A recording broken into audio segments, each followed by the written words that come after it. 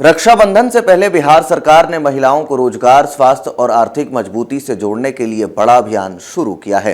मुख्यमंत्री सम्राट चौधरी ने अगले 3 वर्षों में बिहार की 1 करोड़ महिलाओं को सीधे रोजगार से जोड़ने का लक्ष्य रखा है। इसके साथ ही एनीमिया मुक्त बिहार अभियान, डेयरी सेक्टर में महिलाओं की भागीदारी, छात्राओं के लिए प्रतियोगी परीक्षाओं में प्रोत्साहन राशि और अंतरजातीय विवाह करने वाली महिलाओं के लिए आर्थिक सहायता समेत कई अहम घोषणाएं की गई हैं। मुख्यमंत्री सचिवालय के संवाद सभागार में आयोजित कार्यक्रम में मुख्यमंत्री सम्राट चौधरी ने 25, 26 और 27 अगस्त तक चलने वाले 3 दिवसीय विशेष अभियान की शुरुआत की। सरकार का दावा है कि इस अभियान के जरिए महिलाओं को स्वास्थ्य, डेयरी, मत्स्य, पशुपालन और अनुसूचित जाति जनजाति कल्याण विभाग की योजनाओं से सीधे जोड़ा जाएगा। मुख्यमंत्री ने साफ कहा कि बिहार की समृद्धि का रास्ता महिलाओं की आर्थिक सशक्तिकरण से होकर गुजरता है। सरकार ने वर्ष 2030 के विधानसभा चुनाव के पहले राज्य की 1 करोड़ महिलाओं को सीधे रोजगार से जोड़ने का लक्ष्य रखा है। सरकार पहले से ही जीविका के जरिए महिलाओं को आर्थिक रूप से मजबूत करने का दावा कर रही है। मुख्यमंत्री के मुताबिक राज्य में करीब 1 करोड़ 81 लाख महिलाएं जीविका से जुड़ी हैं और 13 लाख से ज्यादा स्वयं सहायता समूह काम कर रहे हैं। अब सरकार इन समूहों और महिलाओं को रोजगार के नए अवसरों से जोड़ने की दिशा में आगे बढ़ना चाहती है। इसी कड़ी में डेयरी और पशुपालन क्षेत्र को भी बड़ा माध्यम बनाया जा रहा है। फिलहाल करीब 12 लाख किसान दुग्ध उत्पादन से जुड़े हैं। सरकार इस संख्या को बढ़ाकर 50 लाख से ज्यादा करने का लक्ष्य लेकर चल रही है। महिलाओं को सुधा सखी, जीविका सुधा बिक्री केंद्र और दुग्ध संग्रहण केंद्रों से जोड़ने की योजना है। मुख्यमंत्री ने बताया कि मुख्यमंत्री महिला रोजगार योजना के तहत सुधा बिक्री केंद्र खोलने वाली महिलाओं को दूसरी और तीसरी किस्त मिलाकर करीब 60,000 रुपए की सहायता राशि दी जा रही है। सभी पंचायतों में एक सुधा बिक्री केंद्र खोलने के लिए महिलाओं का चयन लॉटरी के जरिए किए जाने की बात कही गई है। साथ ही राज्य के सभी 534 प्रखंडों में पशु औषधि बिक्री केंद्र खोलने का अभियान भी शुरू किया गया है ताकि पशु चिकित्सा और दवाओं की सुविधा गांवों के करीब पहुंच सके। अब बात स्वास्थ्य की।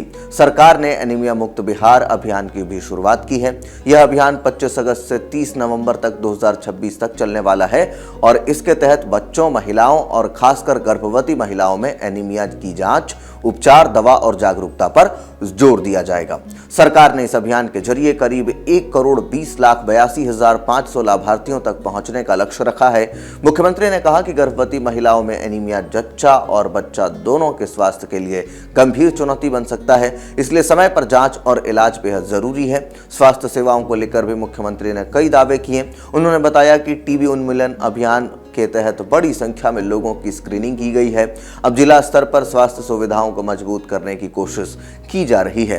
सरकार के मुताबिक जिलों में 36 तरह के ऑपरेशन की सुविधा उपलब्ध कराई जा रही है ताकि मरीजों को छोटी बड़ी स्वास्थ्य सेवाओं के लिए बार-बार पटना का रुख न करना पड़े। महिलाओं से जुड़ी एक और बड़ी घोषणा अंतर्राज्यीय विवाह को लेकर की गई। मुख्यमंत्री ने कहा कि अनुसूचित जाति और अनुसूचित जनजाति वर्ग की महिलाएं अगर अंतर्राज्यीय विवाह करती हैं तो उन्हें राज्य सरकार की ओर से 1.25 लाख रुपए की सहायता दी जाएगी। केंद्र सरकार की ओर से मिलने वाली 1.25 लाख रुपए की सहायता को जोड़ें तो कुल राशि 2.5 लाख रुपए होगी। इसके अलावा प्रमुख प्रतियोगी परीक्षाओं की प्रारंभिक परीक्षा पास करने वाली सभी वर्गों की छात्राओं को 30,000 रुपए से लेकर 1 लाख रुपए तक की प्रोत्साहन राशि देने की घोषणा भी की गई है। मुख्यमंत्री ने महिला राजनीतिक भागीदारी को भी बिहार की बड़ी उपलब्धि बताया। उन्होंने कहा कि पंचायत और नगर निकाय चुनाव में महिलाओं को 50% आरक्षण दिया गया है और वर्तमान में करीब 59 से 60% महिलाएं जनप्रतिनिधि के तौर पर निर्वाचित होकर आ रही हैं। यानी सरकार का फोकस सिर्फ रोजगार तक सीमित नहीं है बल्कि महिलाओं को आर्थिक, सामाजिक और राजनीतिक तौर पर मजबूत करने की दिशा में भी योजनाएं चलाने का दावा किया जा रहा है। इसी कार्यक्रम में मुख्यमंत्री ने रोजगार और सरकारी नौकरियों को लेकर भी सरकार की उपलब्धियां गिनाई।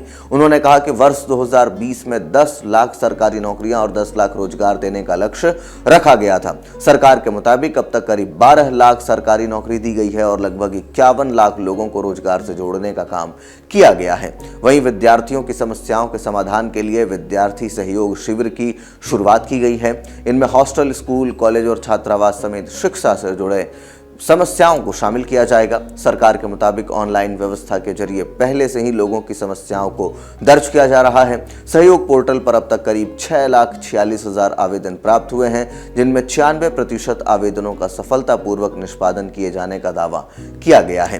कुल मिलाकर रक्षाबंधन से पहले बिहार सरकार ने महिलाओं को रोजगार, स्वास्थ्य और आर्थिक सशक्तिकरण को लेकर कई बड़े लक्ष्य सामने रखे हैं। अब सबसे बड़ा सवाल यही है कि अगले 3 वर्षों में 1 करोड़ महिलाओं को रोजगार से जोड़ने का जो लक्ष्य है वो जमीन पर कितनी तेजी से उतरता है और एनीमिया मुक्त बिहार अभियान कितनी बड़ी आबादी तक प्रभावी तरीके से पहुंच पाता है। सरकार की घोषणाएं बड़ी हैं, लक्ष्य भी बड़ा है। अब नजर इन योजनाओं के क्रियान्वयन और उसके वास्तविक असर पर रहेगी।